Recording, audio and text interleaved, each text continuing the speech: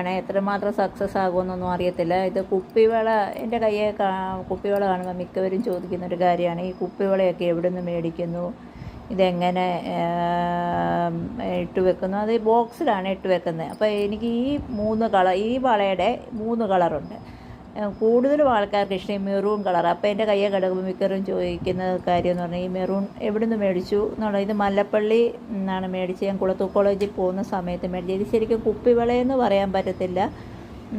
ഇത് ശരിക്കും ക്ലേ ആണെന്ന് എനിക്ക് തോന്നുന്നത്. പക്ഷേ ഇതിന് ഇച്ചിരി വില കൂടുതലാണ്. ഈ 3 കളറുണ്ട്. ഈ മെറൂൺ ആണെങ്കിലും പിങ്ക് ആണെങ്കിലും റെഡ് ആണെങ്കിലും ഒരുമാതിരി എല്ലാവർക്കും ഇഷ്ടമുള്ളതാണ് ഈ വള.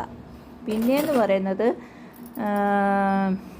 ഈ വള, ഇതും ഒരേപോലത്തെ പാറ്റേണിൽ പല കളറ്. ഈ പല കളറിൽ ഈ റെഡ് യെല്ലോ ആണെങ്കിൽ ഈ ഗ്രീനും ഉണ്ടെന്ന് അറിഞ്ഞിട്ടുമുണ്ടല്ലോ, ഞാൻ ഈ വളയുണ്ടെന്ന് ഓർക്കാതെ ഈ യെല്ലോ കണ്ടോ ഗുരുവായൂരിൽ നിന്ന് മേടിച്ചതാണ്. ആ യെല്ലോ ഉണ്ടെന്ന് ഓർക്കാതെ മേടിച്ചത്. ഇത് ഗുരുവായൂരിൽ നിന്ന് മേടിച്ചതാണ്. ഇതിൻ്റെ തന്നെ ഗ്രീനിൻ്റെ കണ്ടല്ലേ, ആ ഗ്രീൻ ഉണ്ടെന്ന് ഓർക്കാതെ മേടിച്ച ഈ ഗ്രീന്.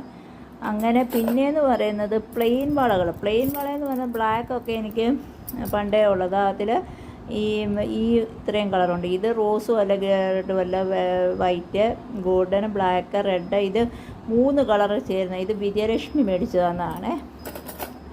പിന്നെയെന്ന് പറയുന്നത് ഈ വള നല്ല രസമില്ലേ, ഇത് റെഡിൽ ഇങ്ങനെ കല്ല. ഇത് അനിയത്തി ഗുരുവായൂരിൽ നിന്ന് മേടിച്ചതെന്ന വളയാണ്. നല്ല രസമില്ലേ. പിന്നെയെന്ന് പറയുന്നത് ഇത് സെറ്റാണ്. ഇത് ഇടയ്ക്കിടയ്ക്ക് ഇടുന്ന വളയാണ്. പിന്നെ കണ്ടോ ഈ കുപ്പിവള ഡോട്ട്സ് ഉള്ള ബ്ലൂ. ഇതൊരു ബ്ലൂ അല്ല വയലറ്റും അല്ലാത്ത കളർ. ഇത് dark violet, red, green, magenta. ഇത്രയും വളയൊക്കെ ഉള്ളൂ. പിന്നെയെന്ന് പറയുന്നത് വളയുണ്ട്, കുപ്പിവളയല്ലേ. ഇതുണ്ട് ഇത്രയും കുപ്പിവള. ഇതുപോലെ ബോക്സിലിട്ടാണ് ഈ കുപ്പിവളയൊക്കെ വെക്കുന്നത്.